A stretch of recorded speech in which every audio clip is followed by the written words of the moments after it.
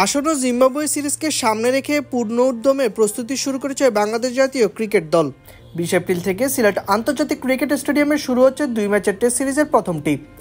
সোমবার প্রথম দিনেই পুরো স্কোয়াড নিয়ে অনুশীলন করেছে বাংলাদেশ দল।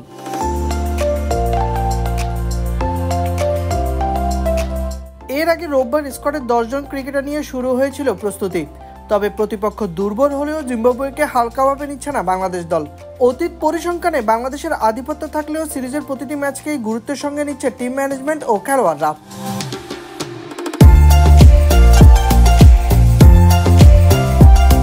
মঙ্গলবার বাংলাদেশে এসে পৌঁছবে জিম্বাবুয়ে দল।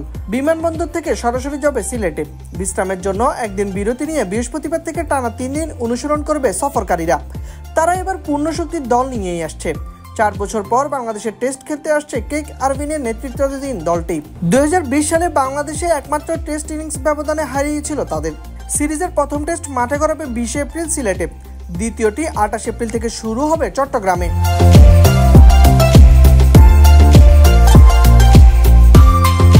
এদিকে টেস্ট দলের অধিনায়ক নাজমুল হোসেন শান্ত জানিয়েছিলেন, শুধু জিম্বাবুয়ে নয়, পুরো বছরের 6টি টেস্টে নজর রয়েছে তাদের।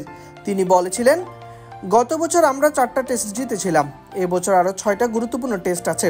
লক্ষ্য থাকবে আগের চেয়ে ভালো ফল করা। আমরা কোনো প্রতিপক্ষকে ছোট করে দেখছি না। ঢাকা প্রিমিয়ার লিগের মাধ্যমে প্রস্তুতির ঘাটতি থাকলেও মানিয়ে নিতে আত্মবিশ্বাসী শান্ত।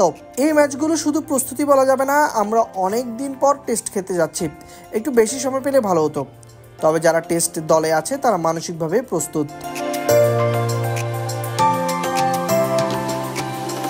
সব মিলিয়ে দুই দলের জন্য গুরুত্বপূর্ণ হতে চলেছে সিরিজটি, যেখানে নিজেদের মাটিতে দাপট ধরে রাখতে চায় বাংলাদেশ আর পূর্ণ শক্তির দল নিয়ে ঘুরে দাঁড়ানোর লক্ষ্য জিম্বাবুয়ের।